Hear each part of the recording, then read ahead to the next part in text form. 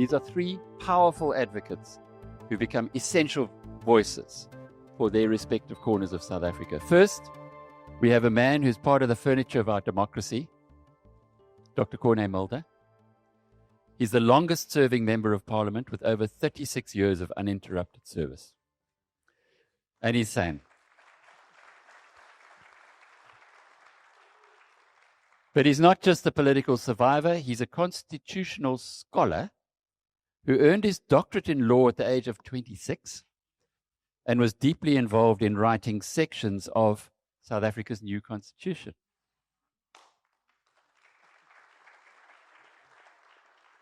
He's also the leader of the Freedom Front Plus party, a party that is playing an ever-increasing role in South African politics and often has been described as the only adult in the room when it came to some of those political meetings. Next, a man who has taken the voice of the South African farmer from the fields of Limpopo to the corridors of global power, Theo de Jager. Many know him as a leader in organized agriculture, but few realize that he served as president of the World Farmers Organization, representing agricultural producers across the globe. I think that's where we met. In Davos. In Davos. There we go, yeah. He was there as the representing agriculture, not from South Africa, but the whole world. Interestingly, he was a full-time farmer. Before he was a full-time farmer, he spent years as a control analyst at the State Security Council and a negotiation consultant for mining houses. Boy, could they have used you recently. And finally, the relentless champion for employers. And he is relentless. Gerhard Papenfus of NEASA.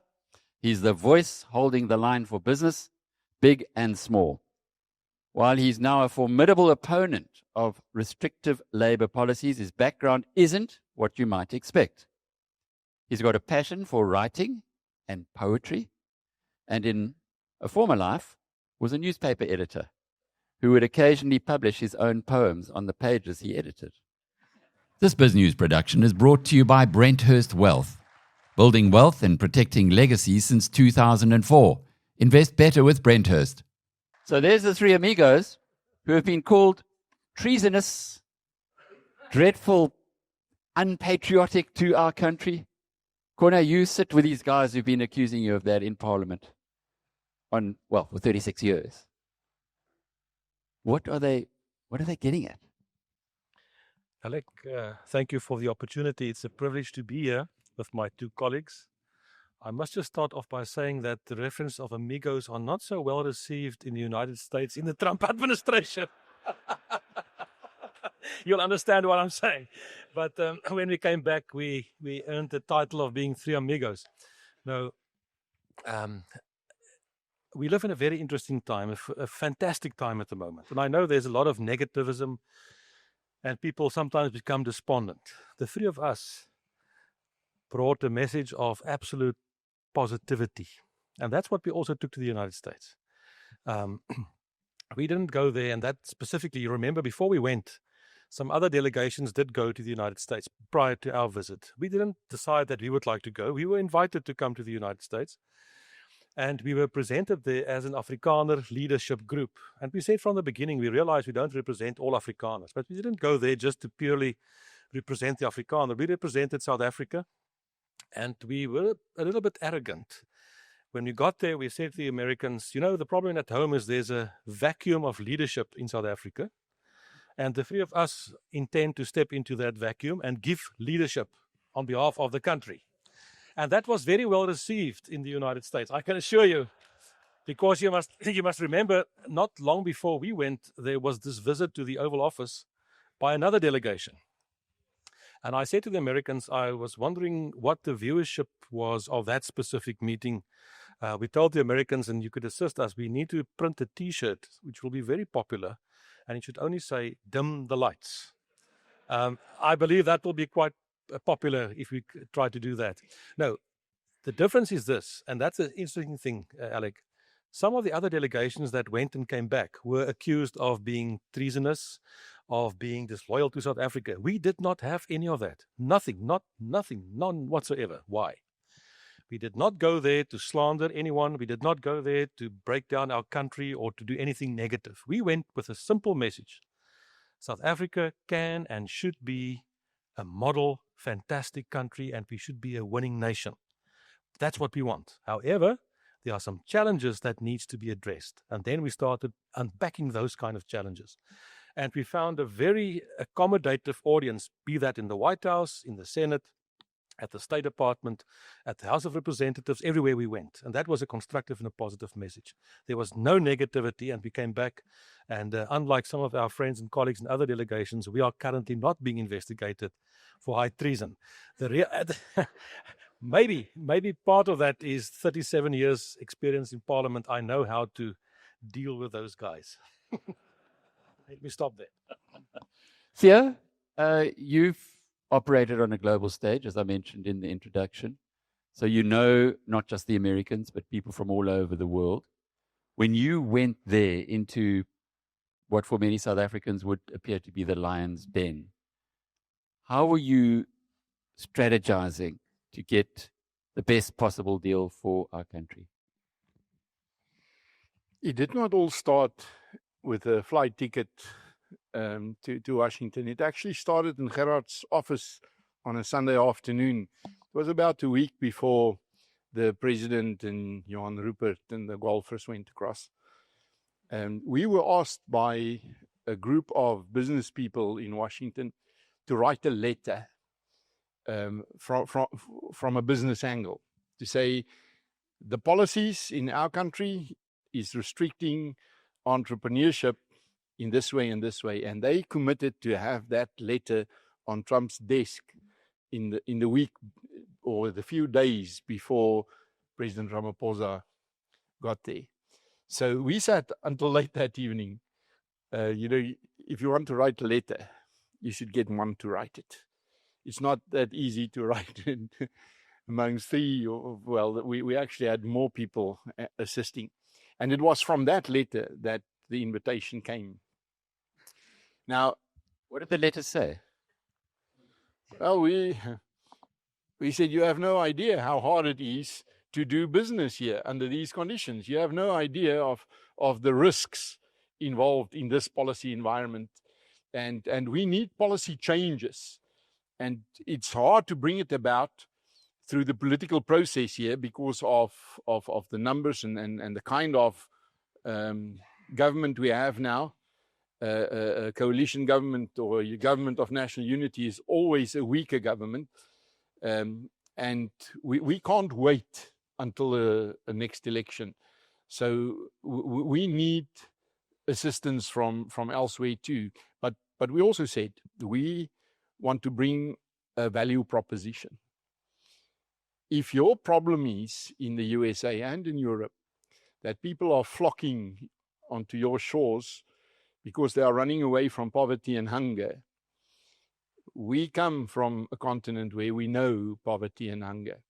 And we know nothing stops a hungry man, no fence, and no border, no sea. But we can keep them there because we have 370 years of experience to fight poverty and hunger. There's only one way to win this battle, and that's by creating wealth. There's no other way. And that nothing can create more wealth in a shorter space of time and on a broader basis than agriculture can. We have a network of South African, Zimbabwean, and Namibian farmers. There are 4,800 of them in a network spanning across 44 countries today. And we don't ask grants. We don't ask any handouts. If we could have access to commercial financing, because it's hard to find financing elsewhere in Africa. Remember, there's only 4 countries where you can own farmland south of the Sahara. And if you do not have a title deed, you do not have collateral for production loans. So help us to create the opportunities in Africa, and we can keep them there. Theo, is Zimbabwe one of those 4 countries? No, it is South Africa and Namibia, where we have free title, and small pockets of Botswana, small pockets of Zambia. In the rest, our farmers who are farming there are using their South African farms to put up as collateral for production loans. So, Gerhard, they hijacked your meeting to take it into the agricultural sector. I mean, you with industry, you with business, with manufacturing, and so on. Did you get a word in at least edgeways onto Trump's desk? Yeah, the one thing we realized, and now we had sufficient opportunity to explain the impact of radical economic transformation, because that is indeed playing out in South Africa, and now faster than ever. It's strange that since the GNU is in place, the pace of transformation has substantially increased. And I heard Darby say the ANC is not applying the NDR, but they are. And what you see there, and they do it on a race basis, and that is they are settling a historic national grievance, apartheid imperialism.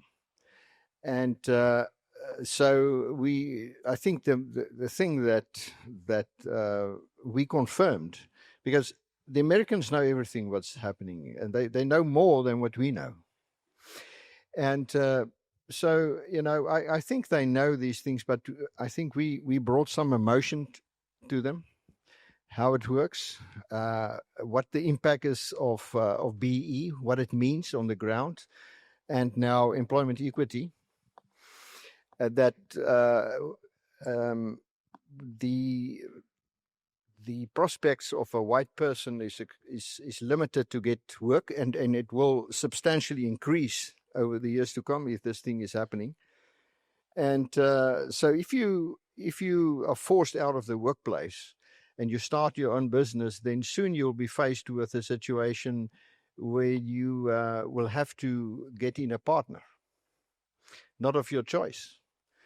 And now that is, when you tell the story, although they know it, they say, but this is impossible. It cannot happen.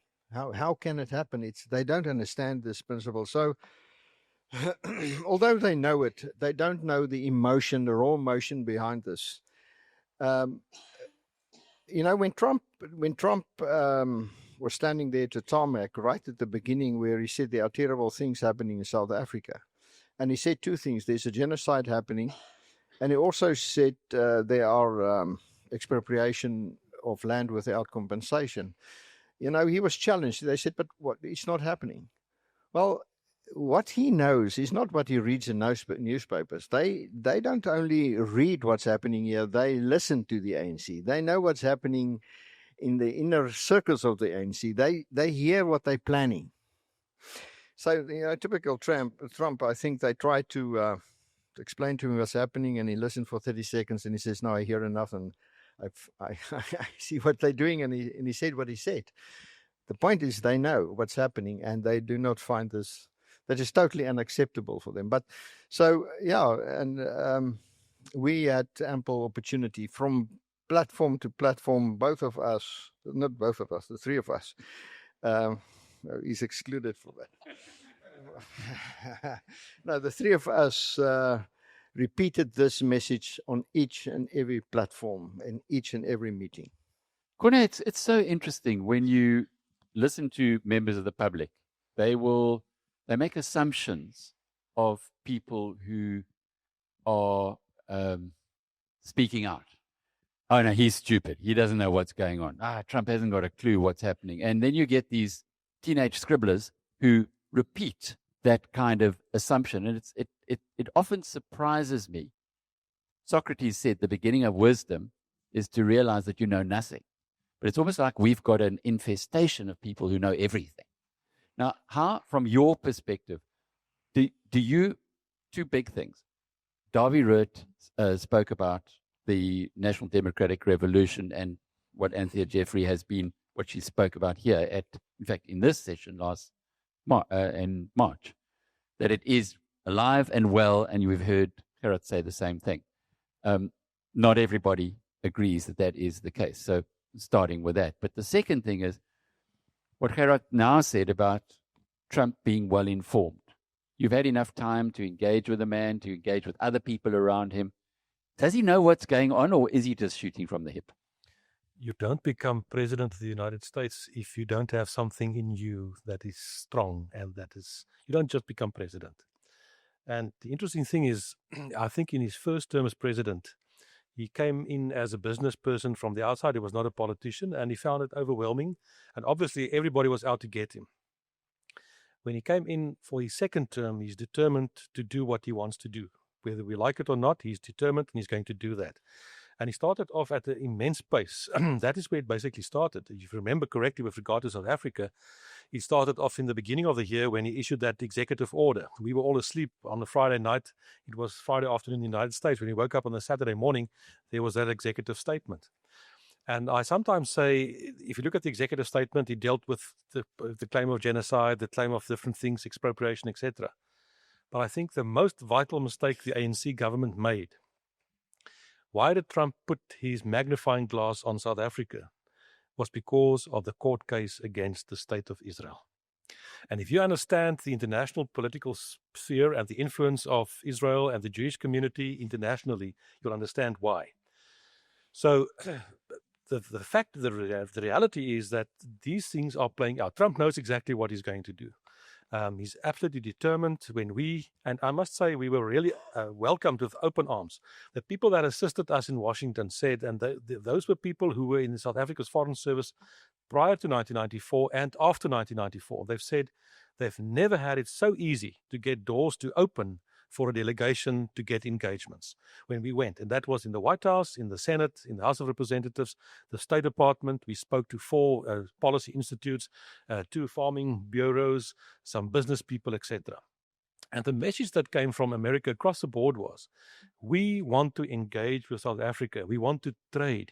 We want to use South Africa and be part of the investments, the direct foreign investment.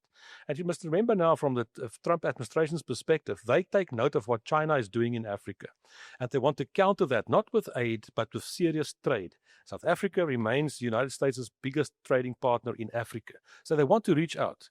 But then they say there are these non-tariff barriers, basically. And if I can just mention, Theo mentioned now, when we wrote the first letter, we had the same experience after our visit to the White House when we wanted to issue a statement. A group of people cannot write a statement. A group of people can't write a letter. They say that's the reason why a giraffe looks like a giraffe, because it was developed by a committee. So you understand, you can't do that. But even after the meeting in the White House, when we came out, we wrote the statement, which we issued. And if I can just say about that meeting specifically, we had a normal, good discussion. At the end of the meeting, the White House staff put the document on the table and said, now you must listen to us. These are our 4 preconditions to reset relations with South Africa. And you all know what it was about. It was about rural security. It was about kill the boer, kill the farmer. And then on the economic side, it was no expropriation without compensation, and compensation being free market value after a legal process. And then the whole question of black economic empowerment. And when we wrote the statement, before we issued it that evening, we sent it back to the White House and said, we don't want to speak on your behalf and make a mistake. Are you happy with this wording? They changed 2 words, and then it was basically issued. On the South African side, the government reacted to say, no, we don't believe that. Governments don't work through civil society, etc. Now, at the moment, President yesterday said they are in Washington. Yes, I know they are there. Alistair Reisters and others are there. But they are being told, we can talk about the deal, but there are some outstanding non-tariff barriers, and those deal with these political issues. Before, and in fact, I'd like to get all 3 of your views on this. Would the conversations that Cyril Ramaphosa had in Zimbabwe, and in particular his praising of the land reform process there, have come into the conversations in Washington now? Yes, it does. Don't make a mistake. There's a thing called WhatsApp. And that thing called WhatsApp is quite handy. We do have some friends in Washington that we talk to on a daily basis. But I just want to make one point, and I know you talk to people in Washington on a daily basis. Yes, about South Africa. Yes, I've spoken to a gentleman who's in charge of all the administrative personnel of the Republican Party while we were having dinner tonight. because there's most likely the hearing for the appointment, the confirmation hearing of the American ambassador to South African, Brent Purcell, will take place either today or tomorrow in the Senate. Now, just with regard to the Zimbabwe statement, we must understand that you cannot take seriously any words that comes from the ANC. Let me give you an example. When President Ramaphosa is confronted in the Oval Office to say, but what about expropriation without compensation? What do you say about that? What was his response? No. We've got a constitution. There's a section 25 that protects property rights. Whoa. It was your party, Mr. President, who a year ago tried to amend section 25 to make expropriation possible. Don't try to tell President Trump now that you're against that. And then you go to Zimbabwe now and say other things again.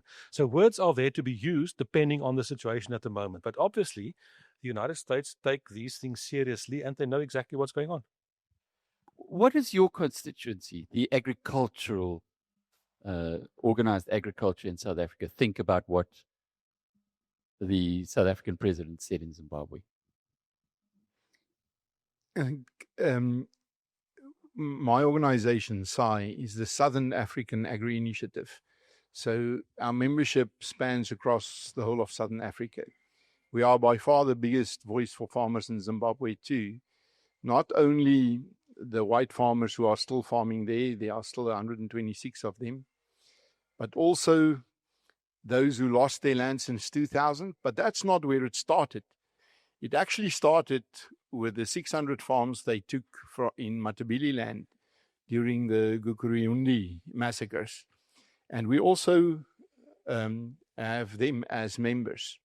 So when we went to Washington, at every one of our 14 meetings, we also discussed the compensation issue in Zimbabwe, ZEDIRA, which is the Sanctions Act, the equivalent of what Johnson is driving now against South Africa, but also the Magnitsky sanctions. It was very interesting for us when... Sorry, just explain those, Theo. What the Magnitsky Act and the South African Sanctions Act, you mentioned Johnson. Yeah. Maybe many people here haven't heard who he is. Yeah, so there's an act to be passed through Parliament, which will focus on action against South Africa, very similar to what we see in Zimbabwe. The Magnitsky sanctions is targeted against individuals, companies, and networks. And it's this networks that really has the sting in it. They say to us, we make them radioactive. No one can do business with them. It's a bit like BEE in South Africa. Don't think you can get around it because it also impacts on everybody with whom you do business. And they are working on lists. There was a lot of questions about lists now. Lists just of what? Before lists of people. What people? To be targeted for South African people. Yeah. Which South African people? They want names. They want names. Names of, but what people? Like they. Bad people. At one stage, Gerhard said to them, man, it's easy. There's a Zondo Commission report. You can just read through that. There's a list there. But the day before we left, Professor William Gumede from WITS published a report in which he said that R1 trillion was exchanged between only 100 people. They wanted to know from us, do you know who those 100 people are? Can you get your hands on that list? So they are at the moment, they are already through Parliament's committees. And now we had a dinner last week with one of the high-ranking officials in the White House here in Pretoria. And they explained to us what the rest of the process is like. So ons is op die afdraande pad al soontoe. And I believe that can be a game changer. We are seeing it in Zimbabwe. You know, it really pulled the handbrake on ZANU-PF. Gerhard, do you want to elaborate on why it would be a game changer? Look, you know, what happened there happened. And it's exactly as... it's exactly as Corné and Theo said. You know, I think personal sanctions, targeted sanctions. I think there's it will be a game changer. But I'm personally not so sure whether that will be effective, whether it will have the impact that we desire. And I sense since we're back, I sense there might even be, they are within those that are that's favoring us, that they think it might be counterproductive. When Sorry, let me understand this. So these guys have been outed by the Zondo Commission. They are criminals. Oh yeah, no. But But by someone going for them, it's counterproductive. Well, when Mugabe, when ZANU-PF was on its weakest, that's when the land grabs actually started. They doubled down on it at that moment. So we have this danger that the ANC will be their backs against the wall, and they might respond in an extremely negative way. We don't. No. That's no. The we is myself. I'm concerned that we don't know exactly how it will play out. I've also in that discussion too. I don't know whether you understand the people we met with a week or two ago, that they weren't very sure whether they can get this past the Senate, because I think there's questions around this. Now, from a personal point of view, from our side, we say, hammer these guys because they're a bunch of criminals. And since nobody does anything to them, don't sort them out, let the Americans sort them out.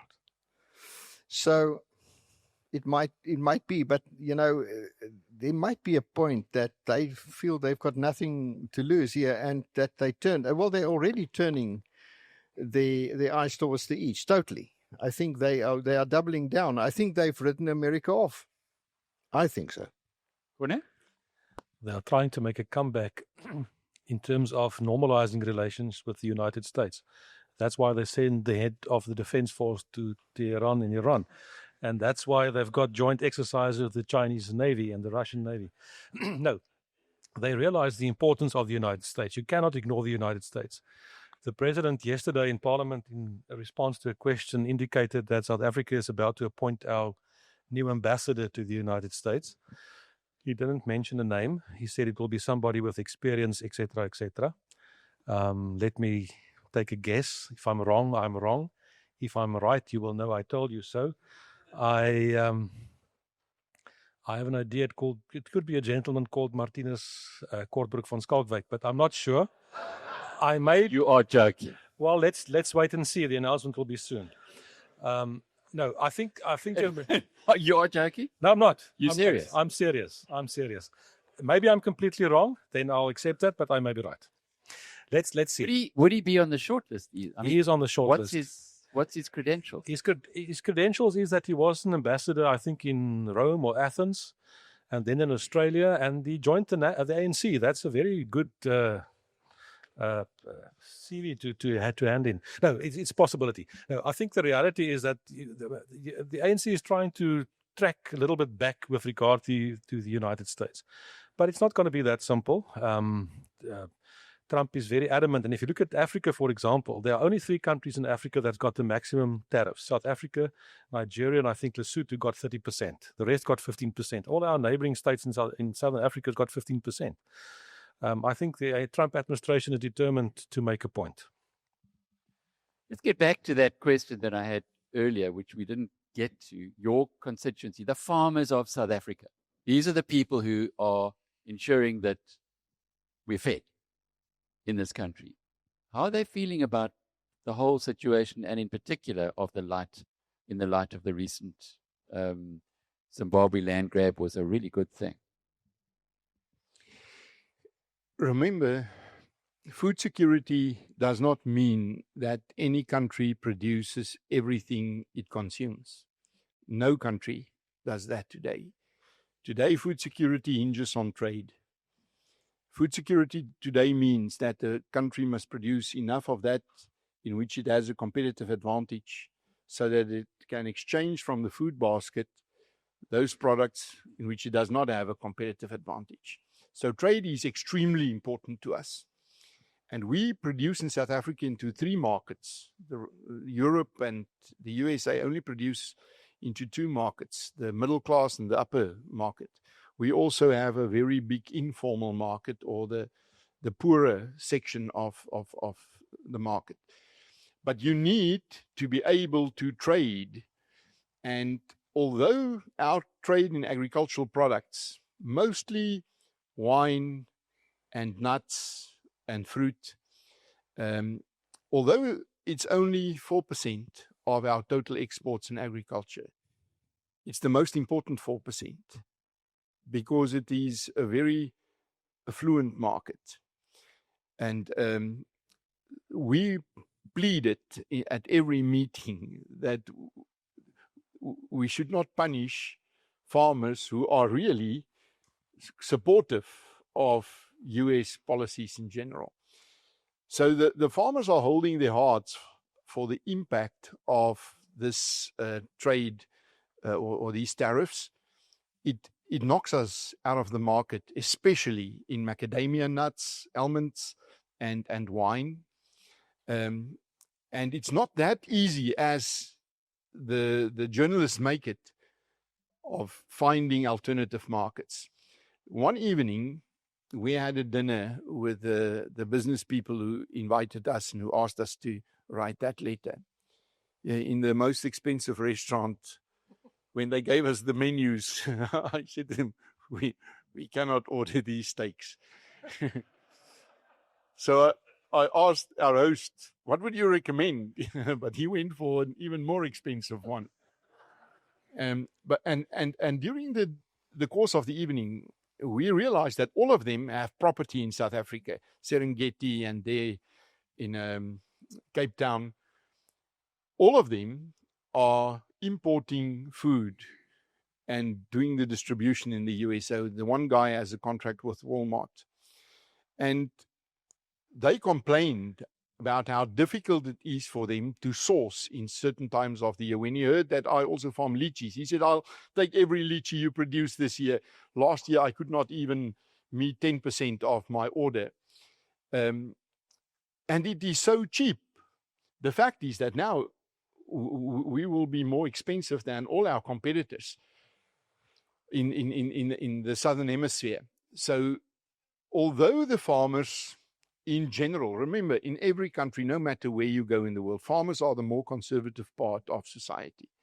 Not necessarily conservative in political terms, often that too, or in religious terms, often that too. But farmers are always conservative in terms of family values, as long as agriculture is family-based. So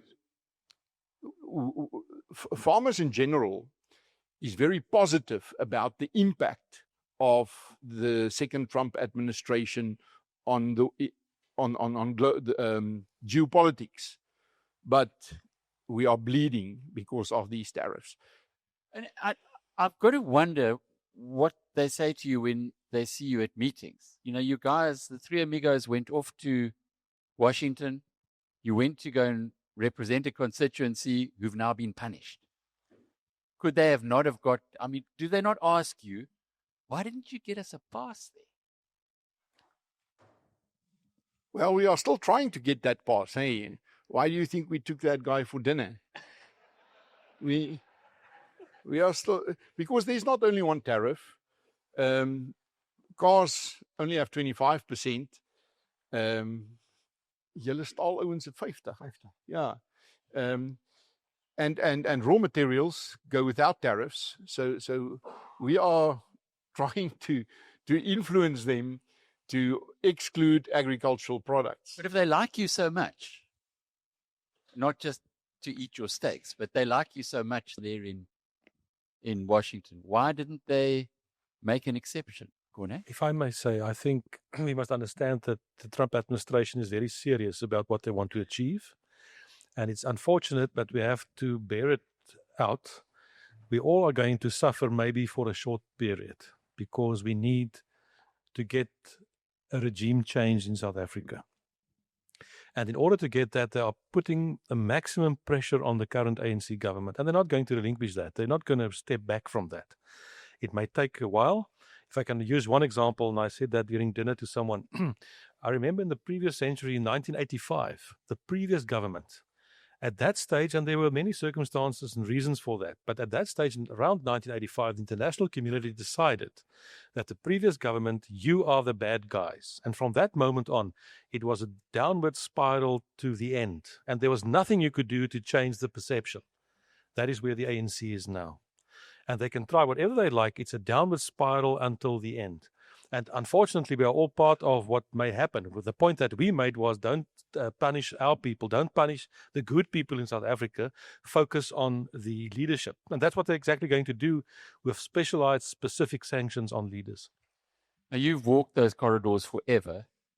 You heard Andre de Jager today, I hope, when Andre said that FW was given a hospital pass, but there was something big that changed, and he was given the opportunity to transform this country's trajectory.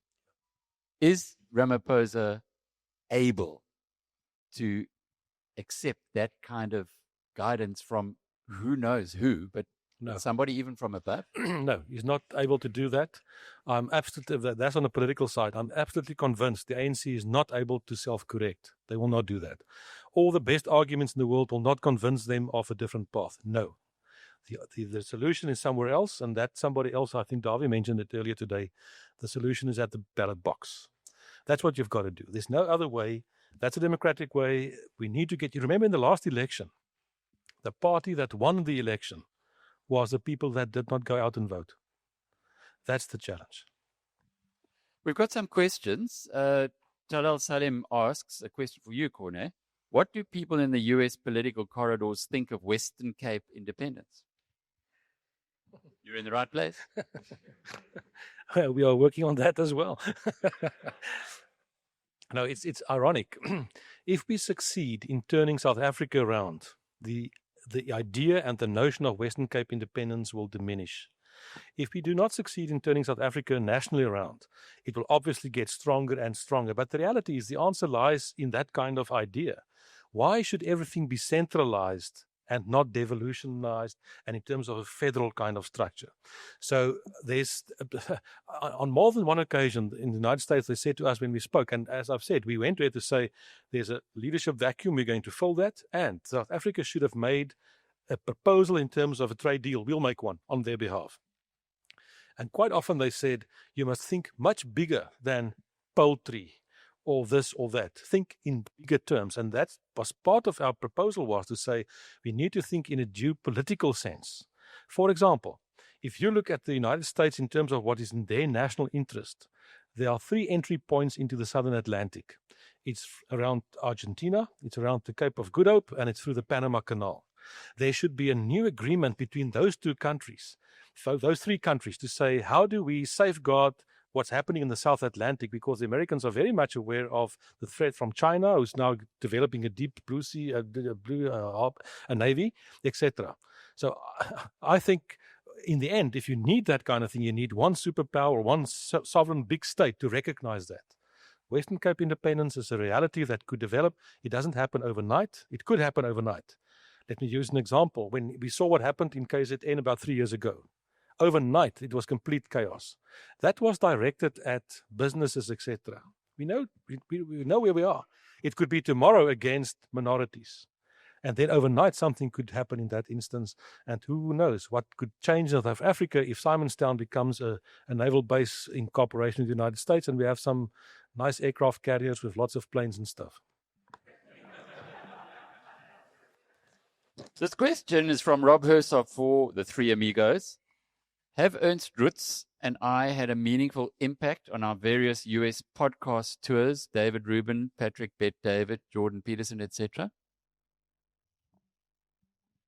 What is the question? The question is, did Rob Hersov and Ernst Rutz have a meaningful impact on their various US podcast tours with people like David Rubin, Patrick Bet David, Jordan Peterson, and so on?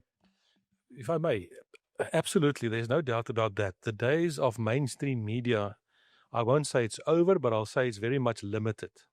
The new way to communicate with people are through podcasts. They've got and media influencers. They've got huge influence. If you look at the subscription of some of the newspapers and compare that to podcasters, you can't compare the two. So it had huge impact, and it shouldn't be. It should still be. And if they can, they should continue with that, because that's the way to get the message across. That's how you internationalize a plight of a people or a plight of a country, etc., and expose the wrongdoers, which we need to do. The days of everybody saying kumbaya about the ANC are over. But the point, I guess, being the American zeitgeist towards South Africa, such that it is, has been influenced by these kind of developments. For sure. Corné said now that we also met with the two agricultural unions in the USA, Farm Bureau and the National Farmers Union. Now, I know those guys. I spent years with them in the World Farmers Organization. There was always an American on my board since I became president there. And we would often discuss the situation here in South Africa and next door in Zimbabwe, but they only heard that story from me. And hearing the same story from Rob, hearing it from Aaron's and other podcasters, they realized that there is something much deeper going on here. And they would ask questions on the facts which were shared by Rob and Aaron's and the others. But not only there, also here, I only met Rob for the first time today. But I was looking for him for a long time. I wanted to say to him, listen, you cannot whip up the farmers, because after the meeting, when they have a braai, then they would quote him and ask me the questions about it.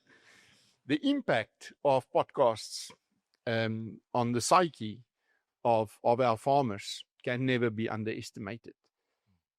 Positive or negative? You don't need to give farmers good news to make them positive. They just want to hear the truth. And they want to believe that there's somebody who understands the undercurrents and who's trying to get handles on it. Can I just say on that point too?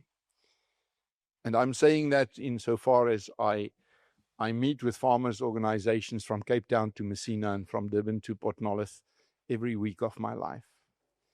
The current generation of farmers, the older generation, my generation, are hellbound to get this country on its feet again in our lifetime. And they believe it can be done if enough of us stand together.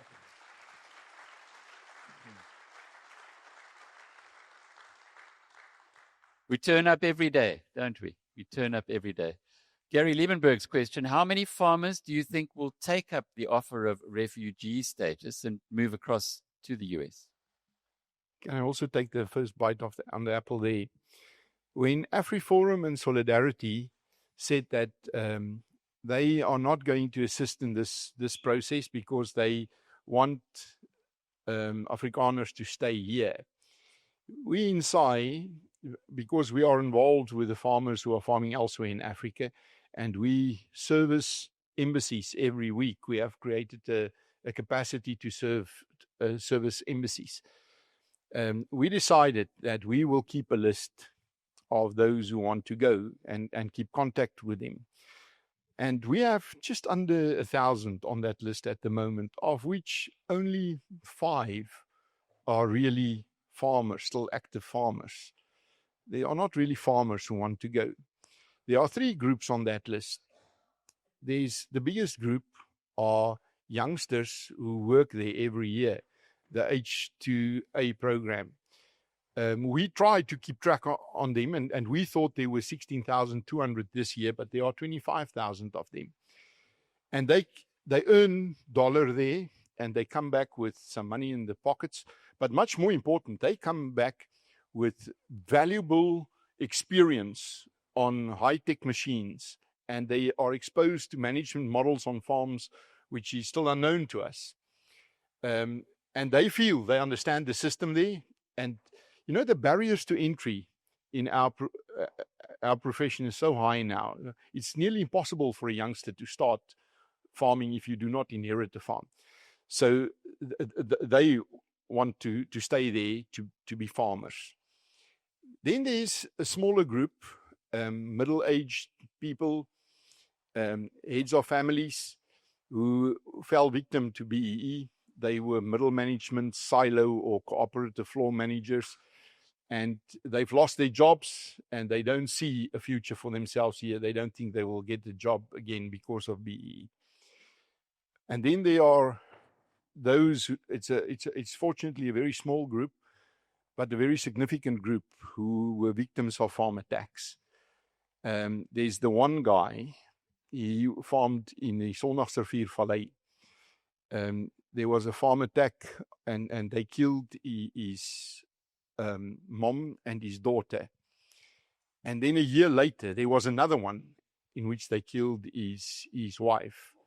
Now, we gave him assistance, berading, counseling. But the psychiatrist said to us, it's not really helping very much. Now, that guy also said, I want to get out of here. And who are we to say to him, nee man, byt vas? Could I just add, sorry, about the refugee thing? One point. In the letter, I also sent a letter to President Trump, and I thanked him for reaching out specifically to the Afrikaners and the farmers, offering refugee status, which he later on expanded to all minorities in South Africa. But while we were there, I made the following point, and I thought it was relevant. 50 years ago, exactly 50 years ago, 1975, the Portuguese government fell in Portugal, and because of that, Portugal lost its colonies in Angola and Mozambique. And thousands of Portuguese people from Angola and Mozambique streamed to South Africa. 1975. At that stage, my father was the Minister of Interior in South Africa, and you'll find some clips on YouTube where he spoke dealing with those issues at that stage. I said to the Americans, thank you very much for the offer, but know this. We are going back home and we're going to do everything in our power that we never need to make use of refugee status in the United States, because we want to create a future here in South Africa.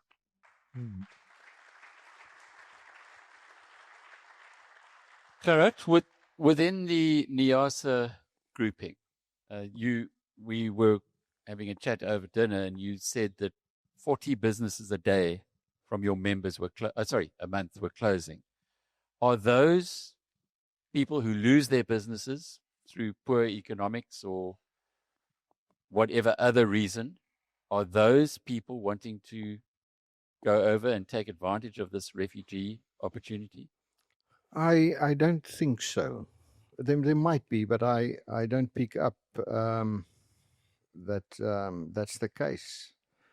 I think the invitation isn't that wide, and for a businessman, those that wants to go in any event. I don't think there's so many. I think it's more out of the groupings that Theo is referring to. It's a situation. I told Alec last night that just in the NEASA's clientele, we're losing 30 to 40 companies a month that close their doors. And that's and there are many reasons for that.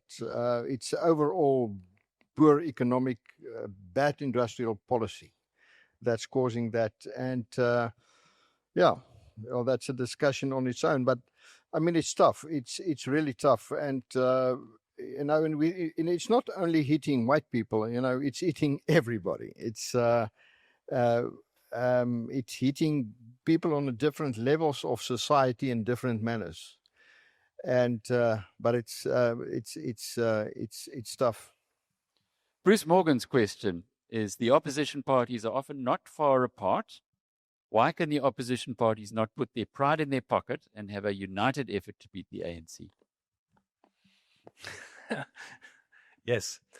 No, I understand that, and that is a feeling that comes across the board from many people. I think the thing that you need to understand is the following. Our electoral system is a system of proportional representation, meaning each and every vote counts. So you've got one or two options. The one is to create a new political party, one entity where everybody comes together, and you form a new structure, and then you participate in the election as one united thing with one proportional list, etc. That's one option. The problem with that is you ask yourself the question, it's not that simple to create a new entity. It's not that simple to create a new emblem, and there are always struggles between the leaderships, etc., etc. But there is a question that says, for example, who's got the best ability to attract the votes of those rural voters in northern KZN? Maybe that's the IFP. And there are different political parties that appeal to different segments of society. But what we need to tell the electorate is, and I think we need to indicate that before an election, the following parties are prepared to cooperate and to work together in a coalition. And you can vote for the party of your choice. I think we must understand that. It's very unlikely that ever again we're going to have one specific party alone that will attain a majority. We saw a number of coalitions after the last election in some of the metros and in the Western Cape. My prediction is we're going to see coalitions throughout South Africa, and we need to form governments of the good people against the bad people, and that can be done.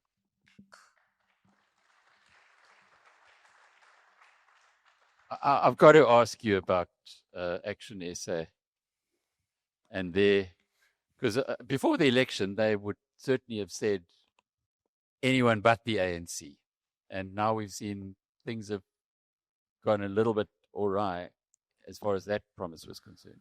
Yes. Parties come and go. And sometimes parties will position themselves with a specific position, a specific point of view, and position themselves against. And then you find at some stage that your hatred for another party is so strong and it overshadows all the things that you believe that you cooperate with somebody else to your own detriment. But the electorate does have a way of punishing that kind of behavior in an election. So I'm concerned about that, but it also seems that the Action SA as a party has moved into a different kind of seeking support from different communities as such. My prediction is that I think the ANC is going to do very badly in the coming election next year, and we will get some good coalitions in many of the municipalities and of the metros. Pete asks, is our DA leader, as the Minister of Agriculture, assisting or handicapping the interests of South African farmers? That's from Pete Carolyn. What do you mean?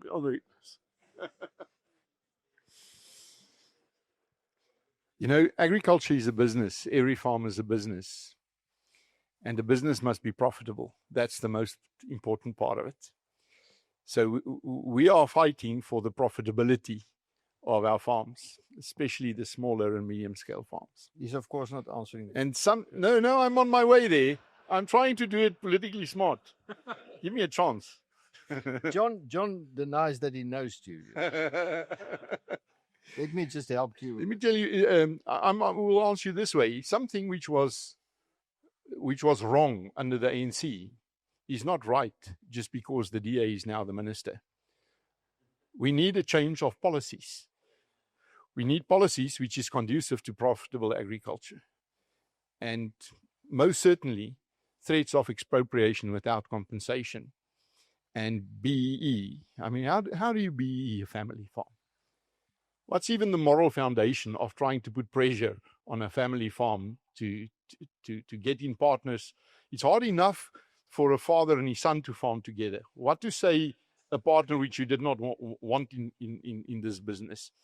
So we are scrumming against policies which is coming a long way, and we are putting pressure on the minister too to keep to his party's policies which they expressed prior to the previous election. That's very interesting. So he is not implementing the policies of his party in agriculture. He's implementing the existing policies, i.e. the policies of the ANC.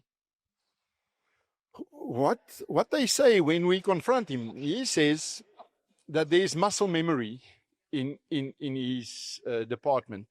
And it is so, you know. I think for a minister to come from outside the ANC and inherit department like that without making changes to the top structure, because other ministers have fired senior officials and replaced them. It has not happened in agriculture. And we are really being mimed with, for example, foot and mouth disease at the moment. It is a crisis. Every day farmers would call and say, I need to pay my koöperasieskuld at the end of the month. I need to pay my children's university fees by the end of the month, and I plan to sell these cattle, and now I can't. Now, the issue is not that we've lost our handles on this disease. Why did we lose the capacity to produce the vaccines in the first place? Why must we import it from Botswana? And what happens in this value chain? From what we heard, what our colleagues in Botswana pays for the vaccines and what we are paying for it, somebody is making huge profits in this process. So the farmers want to see real action to cover the pain they have in seeing their businesses being destroyed because of foot and mouth. I can see why John Steenhuisen says he doesn't know you. Alec, I know our time is running out, but I want you to give me a minute before we close, just to give you a lighter moment of our visit when you think You've each got a minute to close. So okay, let me just tell a quick story. In Washington, there are lots of people moving around in big black limousines and stuff. So in our movements, we also use some smart Uber things that looks like these big black SUVs. And we're all dressed up very nicely with ties going around. So we decided at one stage it's time to have some fun. And we decided we're going to pretend that Gerhard is the VIP and the two of us are the bodyguards. So here arrives the limousine and we open the door and we escort Gerhard safely in before anyone can hurt him. And we're on our walkie-talkies and we talk, etc., etc. And the people on the pavement were very amused and wondering who this celebrity was. But I can assure you we had a lot of fun while we were doing our work. Gerhard, I know you didn't get a word in edgeways. Yeah, was it different in Washington? No, it was. We had it was very constructive. Just an interesting story. The first time we walked into the corridors of Congress, what I noticed is groups of people standing and talking, not like 2 or 3 people just having a chat, but formal meetings, groups. See, various groups standing. And we were at a meeting with a congressman, and he was supposed to be there. He couldn't make it. And then we met with his staff, and then the message came, he needs his office urgently. So they said to us, we will continue the meeting in a corridor. And that's what happened. And that's what I realized. All these Congress and Senate offices are quite small. Well, that's too small for the congressman or a senator and his staff, but they are squeezed into those offices. So where do they meet? In the corridor. And that's where these groups stand, and it's short meetings, very effective meetings, making notes, making decisions there in the corridor. And you see, that's where they meet, in the corridor. There's no boardrooms with coffee and rusk like we do in South Africa. You do it in the corridor. Yeah, very, very interesting. And you need to take that back to NEASA members. Maybe it'll assist with their meetings. Yeah, and now we'll go back to the coffee and rusk thing in South Africa. Last word, Theo? Yeah, just like we have seen many of the state's functions being privatized, whether it is security or hospitals, I think that we are also living in the time of the privatization of foreign policy today, because what happened there, and especially in this pinnacle moment, when they said to us, would you 3 be prepared to send this message to South Africa? We have tried to do it via our embassy, via your embassy, and we have told the previous delegation of the president and the golfers, these are the 4 conditions for resetting the relationship.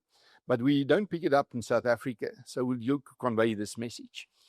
But we also see it in Pretoria, because we go to embassies if a farmer in Gabon has a problem with a disease, or if Frelimo shoots buffalo on of a South African farmer in Mozambique. It's hard for that farmer to sort it out in Mozambique or in Gabon. It's much easier for us to do it via the embassy here. But then the embassy start to ask us for favors too. They need to report every week on certain data, what's our crop estimates and that kind of stuff. And they no longer get it from the Department of Foreign Affairs. So we have created this capacity to service them with that too. And I think in our lifetime, this function of diplomacy, even between countries, will never again be only in the hands of the state.